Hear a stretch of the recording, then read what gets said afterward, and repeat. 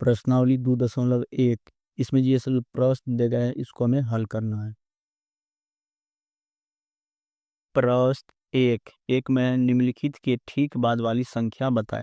ये जो प्रश्न दिया गया है इसमें ठीक बाद वाली संख्या को बताना है। इसका मतलब ठीक बाद वाली संख्या का मतलब हो गया इससे अगला संख्या क्या, यानी कि इसमें एक जोड़ के जो होगा वही हो जाएगा इसका ठीक बाद वाली संख्या। तो एक का एक नंबर में 99,999 तक 99,999 के ठीक बाद वाली संख्या हो जाएगा 1,00,000।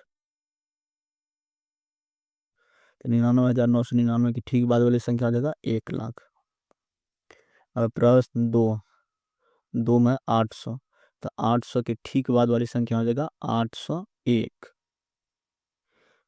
प्रश्न तीन में 779 979, तो 979 के ठीक बाद वाली संख्या यानी कि इसके अगला संख्या हो जाएगा 980।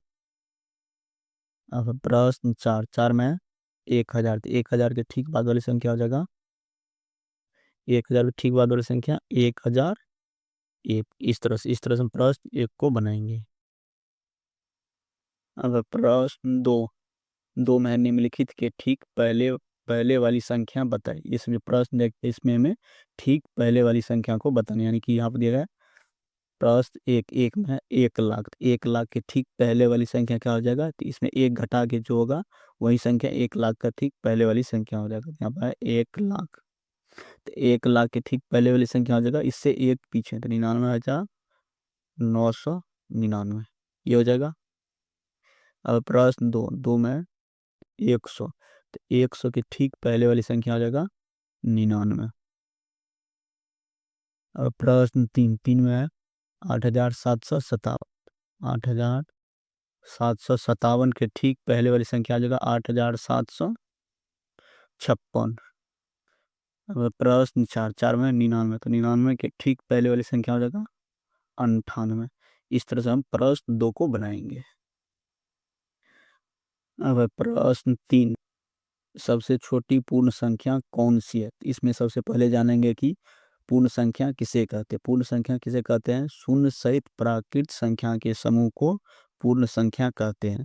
पूर्ण संख्या का जैसे हो जाएगा 0 1 2 3 4 5 डॉट डॉट आगे बढ़ते रहेगा। और उसके बाद पूर्ण संख्या को W से सूचित किया जाता है। सबसे छोटी पूर्ण संख्या शून्य होता है।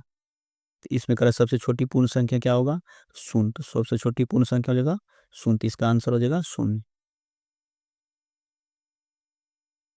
प्रश्न चार में निम्नलिखित की परवर्ती संख्या उत्तरवर्ती संख्या बताए। तो परवर्ती संख्या का ही दूसरा नाम होता है उत्तरवर्ती संख्या। इसमें बताना है परवर्ती संख्या क्या होगा। तो परवर्ती संख्या ठीक बाद वाली संख्या और परवर्ती संख्या उत्तरवर्ती संख्या, ये सब तीनों का मतलब एक ही होता है। ठीक बाद वाली संख्या या परवर्ती संख्या या उत्तरवर्ती संख्या कहेगा तो उसका मतलब तीनों का मतलब एक ही हो जाएगा, यानी कि ठीक बाद वाली संख्या।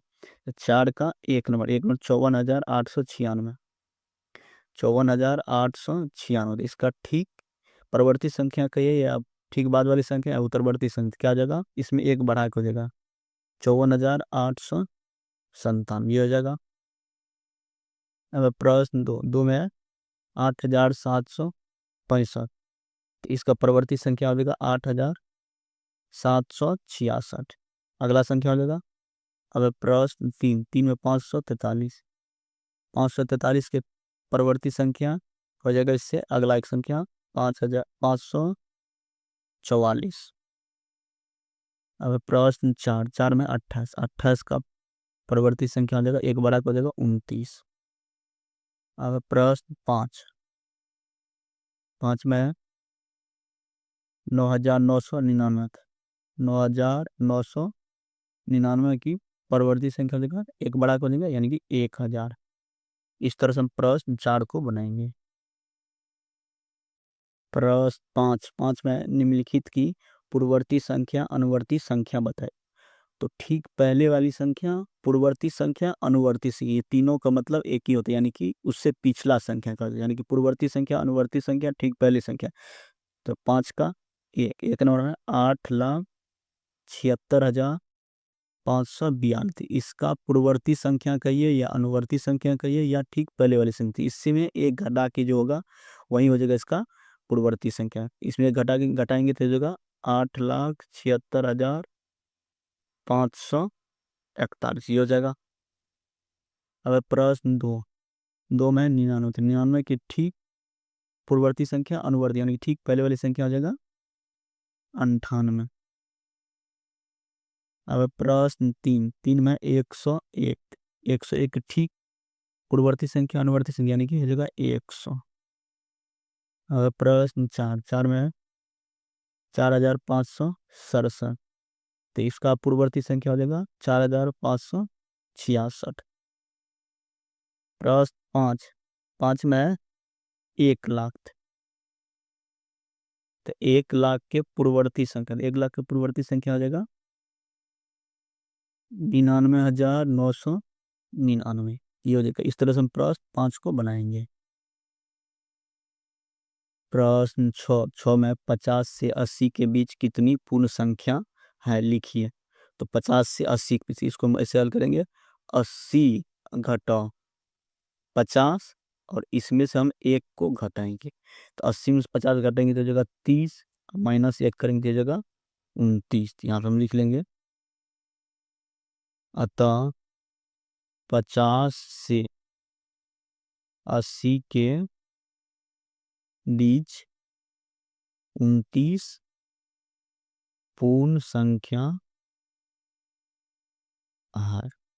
तो 50 से 80 के बीच 29 ठो पूर्ण संख्या है। तो इसको हम क्या करेंगे, सबसे बड़ी संख्या छोटी संख्या में घटा करके उसमें से -1 करेंगे तो जगह 29। यहाँ पर लिखेंगे 50 से 80 के बीच 29 पूर्ण संख्या। इस तरह से प्रश्न 6 को बनाएंगे।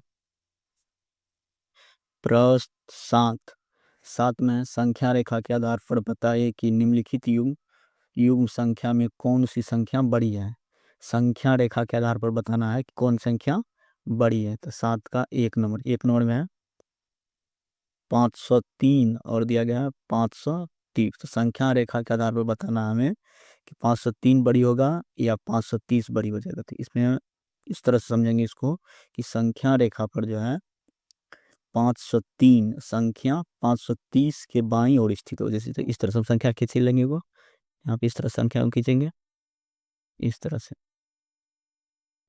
यहाँ पर हो जाएगा 0, इधर हो जाएगा -1, इस तरह से -2 होता है। यहाँ पे हम 100 कर लेते हैं, यहाँ पे 100 मान कर लेते हैं। इधर 1 2 से यहाँ तक 1 से 200 हो जाएगा, यहाँ पे 300, यहाँ पे 400, यहाँ पर हो जाएगा 500, यहाँ पर हो जाएगा 600 मान लेते हैं। तो मान के लिए यहाँ पर हो जाएगा, यहाँ पर हो जाएगा 530, यहाँ इधर 530 से पहले हो जाएगा 503। संख्या रेखा पर जो है 503 530 के बाईं ओर स्थित है, इसलिए हो जाएगा 530 बढ़ती। यहाँ पर हम लिख लेंगे, इसलिए 530 बड़ी संख्या हो जाएगा 503 से। इस तरह से। अब प्रश्न 2, 2 में 1023 और दिया गया है 1020। इसमें बताना संख्या रेखा के आधार पर कौन संख्या बढ़ती है। वो संख्या रेखा इस तरह से खींच देंगे, इस तरह से संख्या रेखा हो जाएगा। इधर 0, इधर -1 -2, यहाँ तक डॉट डॉट पीछे जाते रहेगा।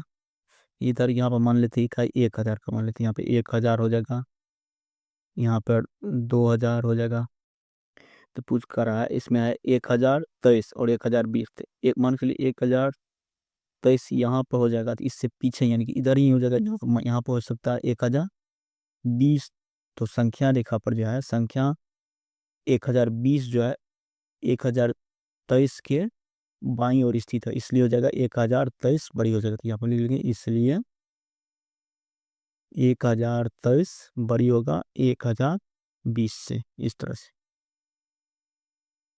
प्रश्न सी, सी में 4384 और 5987, इसमें कौन संख्या बड़ी होती है। सबसे पहले हम एक संख्या ना के इस तरह से खींच लेंगे, यहाँ पे 0 दे देंगे, यहाँ पर -1, यहाँ पर -2 जगह, इधर इकाई मान लेंगे हम। शुरू तो होगा एक ही से, यहाँ पर हम लेते हैं 1000, यहाँ पर हो जाएगा 1000, यहाँ पर हो जाएगा 2000, यहाँ पर हो जाएगा 3000, यहाँ पर हो जाएगा 4000 और यहाँ पर मान लेते हैं 5000। तो इसमें करा 4384, तो मैं 4384 इधर हो जाएगा, यहाँ पर जो है 3000 ये संख्या, और यहाँ पे 5938, 5000 इधर हो जाएगा 6000 के आसपास, यहाँ पे 6000 दे देता है। यहाँ पर हो जाए तो संख्या जो 4384 संख्या 5987 के बाईं ओर स्थित है, इसलिए इसलिए जो है 5987 बड़ी हो जाएगा 4384 से। इस तरह से इसको बना लेंगे। प्रश्न डी, डी में 70 और है 40, इसमें बताना संख्या रेखा के आधार पर कौन संख्या बड़ी है। तो इधर हो जाएगा 0, पीछे 1 होगा, इधर माइनस, इस तरह से मान लेंगे। इधर इकाई हम लेंगे 20 का ले लेते हैं। शुरू तो होगा एक ही से, यहाँ पर 20 का, यहाँ पे 20 हो जाएगा मान लेते हैं। यहाँ पर हो जाएगा 40, यहाँ पर हो जाएगा 60, यहाँ पर हो जाएगा 80, यहाँ पर हो जाएगा 100। तो मान के चलिए 40 यहाँ पर है और 70 इधर ही हो जाएगा, यहाँ पे 70 हो जाएगा, यहाँ पे 70। तो 40 तो यहाँ पे है और 70, तो 70 यहाँ पे संख्या जो है 40 जो है संख्या 70 के बाईं ओर स्थित है, तो इसलिए जो है 70 जो बड़ी हो जाएगा 40 से। इस तरह से हम प्रश्न 7 तक को हल कर लेंगे।